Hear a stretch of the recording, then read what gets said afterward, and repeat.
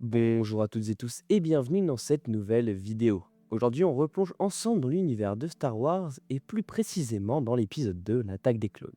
Donc plus de 10 ans se sont écoulés depuis la chute de Naboo et la découverte d'Anakin Skywalker. La galaxie elle a bien changé, la République qui était jadis un symbole de paix et de justice vacille désormais sous le poids des conflits et des complots. Dans l'attaque des clones, George Lucas nous plonge dans un monde plus sombre où la guerre gronde à l'horizon et où les choix des hommes façonnent déjà le destin des générations futures. Ce deuxième épisode de la prélogie ne se contente pas de raconter des batailles, il explore les tensions politiques, les amours interdits et la fragilité des héros que nous croyons invincibles. Trop tard, pourquoi? Empêcher la chute de la République? Elle est déjà en cours. Tu es trop aveugle pour le voir. Il n'y a plus de justice, plus de loi et plus d'ordre, sauf pour celui qui viendra remplacer la République. La grande époque des Jedi est passée maintenant. Ils ne pourront pas vaincre Dark Sidious. Mais ensemble, toi et moi, le pouvons. L'histoire commence 10 ans après la menace fantôme. Anakin Skywalker n'est plus l'enfant innocent de Tatooine, il est devenu un jeune homme talentueux et fougueux, mais encore fragile face à ses émotions. Pendant ce temps, la République est secouée par une crise politique majeure. Plusieurs systèmes planétaires menacent de se séparer, et la menace des séparatistes, orchestrée en secret par un mystérieux comte Dooku, grandit dans l'ombre. C'est dans ce contexte que la Jedi, Anakin Skywalker, ainsi que la reine Padmé Amidala, est visée par un attentat. Pour la protéger, Anakin devient son garde du corps, et c'est le début d'une relation interdite, passionnée et lourde de conséquences qui scellera une partie de son destin tragique.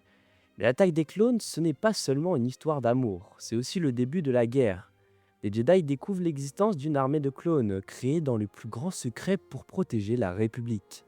Cette révélation change tout.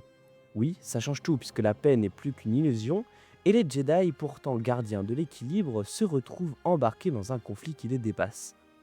Sur Geonosis, l'ombre du Seigneur Sith se matérialise enfin. Dark Tyrannus, ou le comte Dooku, donc ancien Jedi devenu maître du côté obscur, révèle ses plans et déclenche une bataille qui marquera à jamais la galaxie. Les combats de l'attaque des clones sont spectaculaires, les sabres laser s'entrechoquent, les blasters tonnent, et les milliers de clones s'affrontent face aux droïdes de bataille des séparatistes, ce qu'on avait déjà vu dans l'épisode 1, mais qui faisait partie de la Fédération du Commerce, qui aujourd'hui livre tous ces droïdes et toutes ces armes aux séparatistes. Mais au-delà de l'action, ce film y raconte une histoire de choix, de trahison et de fatalité. Anakin, qui est tiraillé entre le devoir et ses sentiments, commence à montrer les failles qui le mèneront plus tard vers le côté obscur. Obi-Wan Kenobi, lui, il incarne l'autorité, la sagesse et la patience. Mais même lui comprend que l'équilibre de la galaxie est fragile et que la guerre à venir est inévitable. Comme la menace fantôme, l'attaque des clones a divisé les fans à sa sortie. Certains critiquent le rythme, d'autres l'histoire d'amour.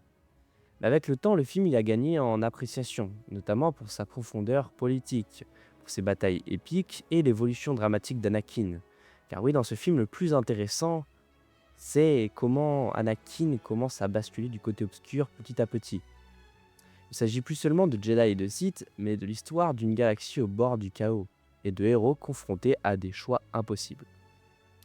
L'attaque des clones, c'est le cœur battant de la prélogie. Il pose les jalons de la guerre qui s'annonce. Il révèle les faiblesses des personnages que nous croyons invincibles, et il montre qu'Anakin Skywalker n'est plus un enfant, mais un jeune homme en proie à ses passions, mais surtout à ses colères et ses désirs. C'est le début de la chute, le commencement des ténèbres et le premier pas vers la tragédie qui transforma un héros en légende sombre. Alors que vous soyez nostalgique ou fan de la nouvelle génération, l'attaque des clones mérite qu'on y replonge pour comprendre la lente ascension du côté obscur et le chaos qui s'installe dans une république au bord de l'implosion. Alors encore une fois, si vous avez aimé cette vidéo, n'hésitez pas à vous abonner, à liker et à partager pour faire un peu de pub à ma chaîne. Et encore une fois, j'attends vraiment vos avis en commentaire pour me dire ce que vous avez pensé de l'attaque des clones, car certes c'est un film qui est sous-coté puisque beaucoup de gens disent que le film est plutôt bon vers la fin, dans le final, et que le reste c'est un peu trop long. Mais après analyse et après avoir regardé plusieurs fois le film, je pense que certains d'entre vous ou certaines d'entre vous changeront un petit peu d'avis. Donc moi je vous souhaite une bonne fin de journée et encore une fois que la force soit avec vous. Ciao. Je dois reconnaître que sans les clones, nous n'aurions pu remporter la victoire. La victoire? Tu appelles ça une victoire? Maître Obi-Wan, ce n'est pas une victoire. Du côté obscur, le voile vient de se déchirer. De débuter, vient juste la guerre d'éclore.